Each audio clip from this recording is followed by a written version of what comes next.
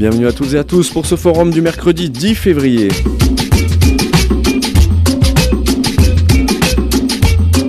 Qualité de l'eau, prévention des crues, faune, flore, mesures agro-environnementales et projets de la Gascogne toulousaine, la communauté de communes.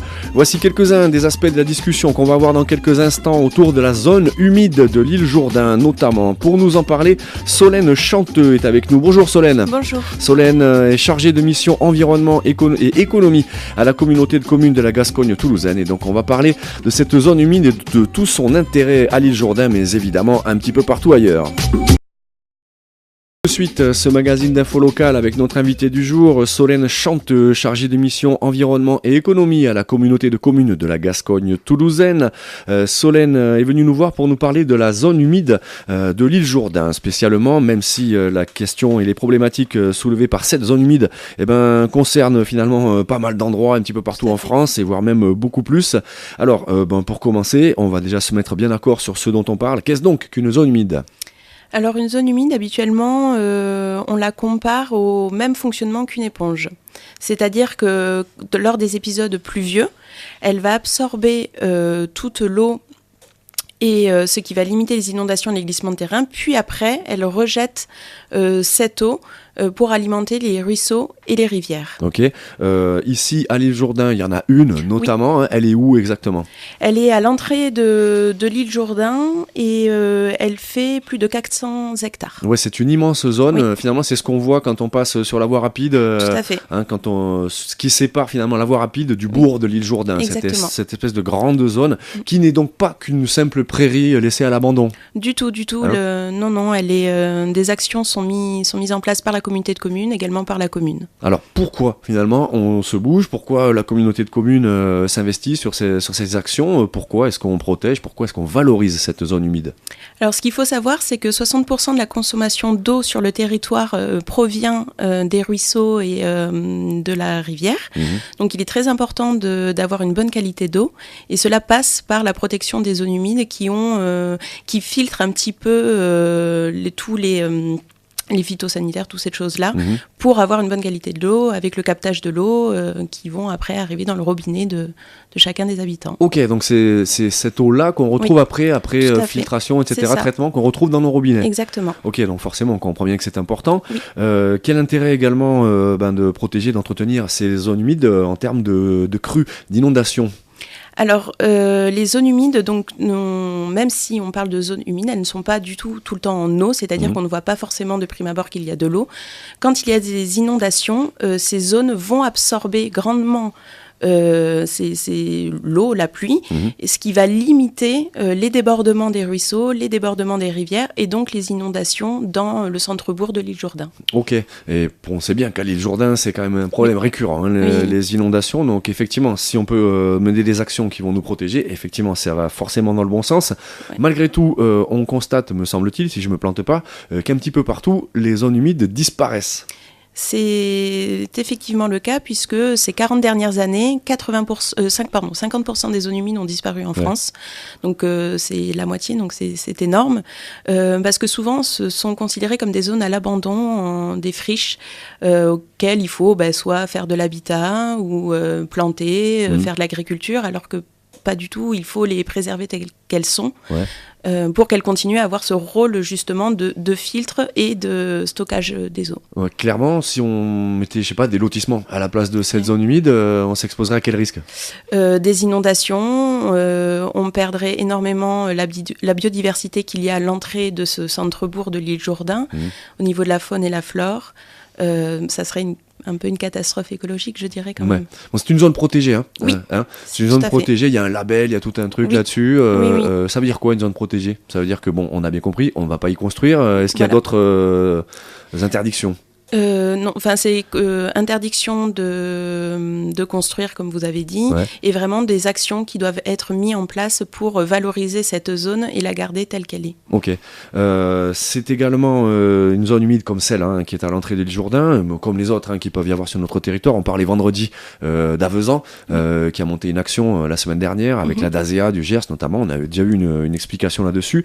Justement, quel intérêt en termes de flore, en termes de faune, zone, est-ce qu'on trouve des espèces rares ou qui sont précieuses? Oui, tout à fait. Alors, ce qu'il faut savoir, notamment au niveau de la flore, il y a la jacinthe de Rome. Donc, c'est une toute petite fleur violette. Et il faut savoir que l'île Jourdain, notamment, compte une des plus grandes populations d'Europe de jacinthe de Rome. Ah bon?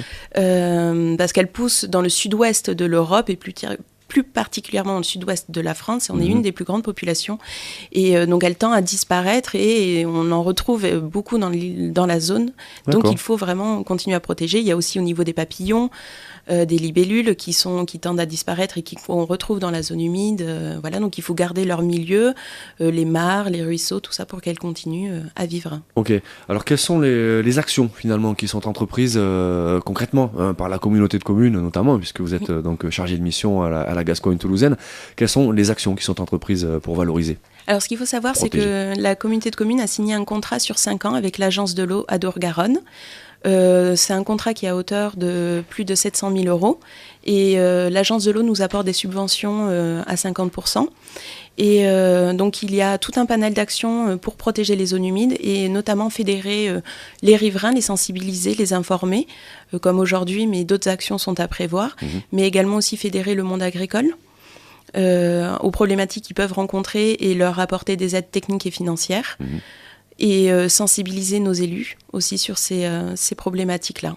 Ok, qu'est-ce que vous en pensez? Bon, Solène, ça fait pas très longtemps que vous êtes arrivée. Est-ce que vous sentez qu'il y a de l'écoute? Oui, il y a de l'écoute. Le monde agricole est très intéressé, et notamment avec le groupement des agriculteurs de la Gascogne toulousaine, qui est une vraie porte d'entrée pour nous pour accéder et parler et sensibiliser les agriculteurs. Pour les riverains, on commence. Des plaquettes sont disponibles à l'office de tourisme. Une chargée de communication a été recrutée notamment pour travailler sur la communication et sensibiliser.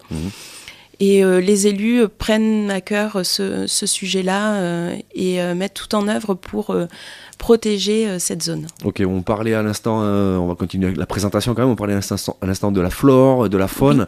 Y a-t-il des dangers en dehors de simplement la protection qu'on se doit d'amener à cette zone-là? Est-ce qu'il y a des dangers qui arrivent tout seuls? Je pense notamment aux histoires d'espèces invasives. On a vu dans les étangs les histoires des tortues de Californie, etc. Est-ce qu'il y a des problèmes similaires sur ces zones Tout à fait. Il y a les écrevisses aussi. Ouais. La main de l'homme est souvent pas bénéfique pour la zone. Et donc, il faut faire très attention quand on veut se débarrasser même au niveau des arbres, des plantations.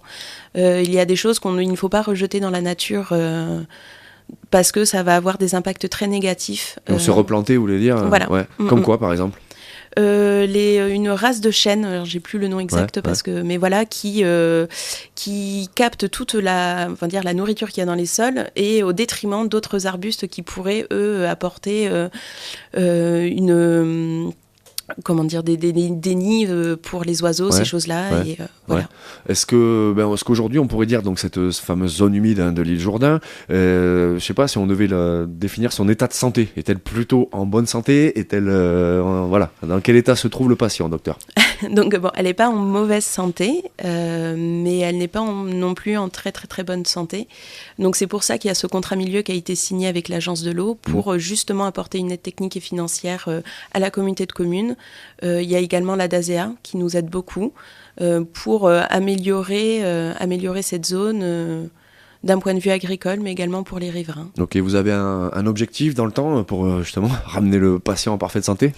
Oui, c'est notamment au niveau des terres inondables agricoles, changer quelques pratiques culturelles pour permettre éviter les inondations.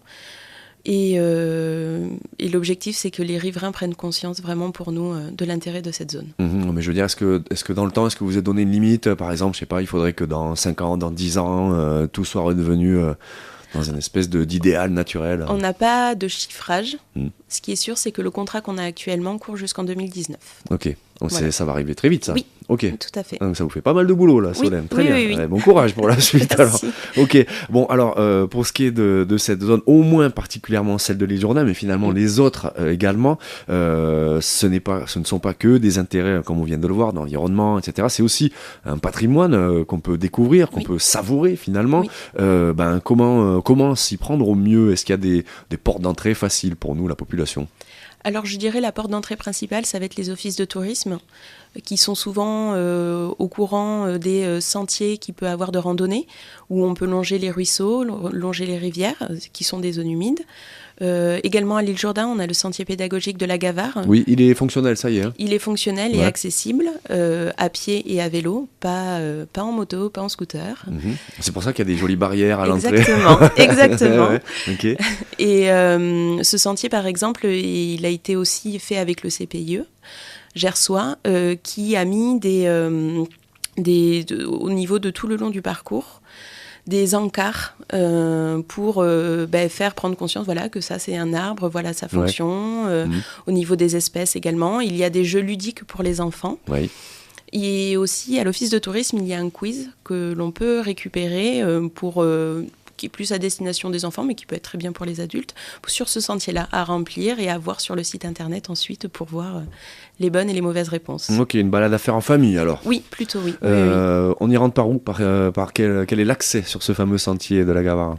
Donc l'entrée se trouve au niveau du parking covoiturage, à côté de la station d'épuration d'eau. À la sortie de l'île Jourdain, direction Samatan quoi. Exactement. Ok. Oui.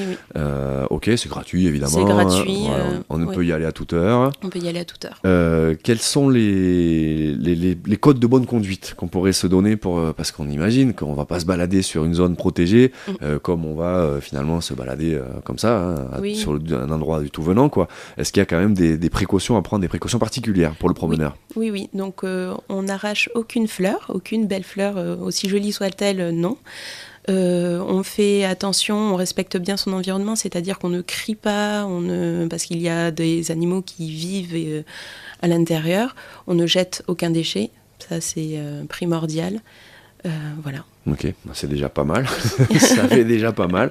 Une petite question avant qu'on se sépare, Solène, chanteuse de la communauté de communes de la Gascogne toulousaine, c'est quoi un casier d'inondation ? Un casier d'inondation, c'est un endroit qui stocke l'eau. Oui.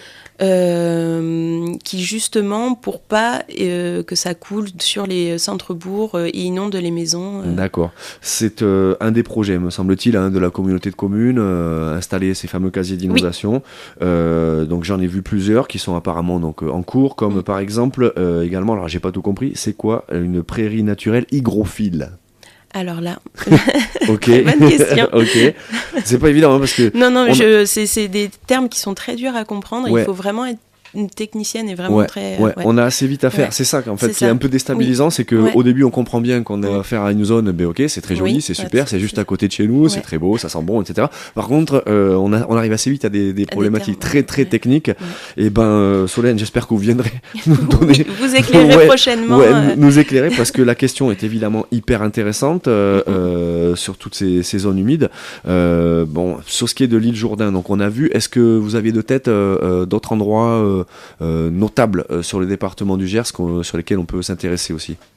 Il faut se rapprocher de la DASEA qui eux connaît vraiment tout le territoire, le département au niveau des zones humides. Il y a Avezan comme vous avez parlé précédemment, mais il y en a d'autres. Il y a au niveau de vers Auch, il y en a d'autres aussi, je sais. Okay. Voilà. Les prairies humides, c'est autre chose encore? Ça fait partie des zones humides. D'accord. Ce sont comme les mares font partie de la zone humide. Voilà. Ok. Prairies humides, moi ce que j'en sais c'est qu'il y en a aussi notamment le long de la Gimonne, dans le secteur de Gimont, là, tout ça, etc. Il y en a pas mal également. Juste un petit mot également sur la manière de découvrir cette fameuse zone de l'île Jourdain. Le canoë aussi, c'est une proposition sympa qui est faite par l'Office intercommunal des sports. C'est un programme qui n'est pas forcément, pour question de saison, c'est pas forcément maintenant, mais j'imagine que ça va pas tarder à redémarrer. Oui, c'est cet été au niveau... Donc au niveau de la base de loisirs, tout ça. Donc il y a vraiment, tous les moyens sont bons pour découvrir une zone humide par l'eau, par la terre, par les airs. Ok, parfait. On n'aura plus qu'à prendre nos petits matériels. Exactement. Et puis se lancer dans la découverte donc de nombreuses activités complémentaires et pourquoi pas finalement un écotourisme lié à ces questions-là. C'est un peu ça, j'imagine, qu'il y a derrière. Oui, c'est vraiment développer l'écotourisme comme vous dites et vraiment sensibiliser les nouveaux arrivants aussi qui sont là de passage pour continuer à respecter cette zone. Merci en tout cas Solène d'être venue nous donner quelques infos sur cette ZNIEF, zone naturelle d'intérêt écologique, faunistique et floristique, quelque chose comme ça. Donc bref, la grande zone humide qui est à l'entrée de l'île Jourdain. On en reparlera, Solène, puisque on a bien compris que vous êtes là pour un petit moment et puis que le boulot, il y en a pas mal. Donc vous revenez quand vous voulez pour faire une sorte de bilan d'étape en quelque sorte.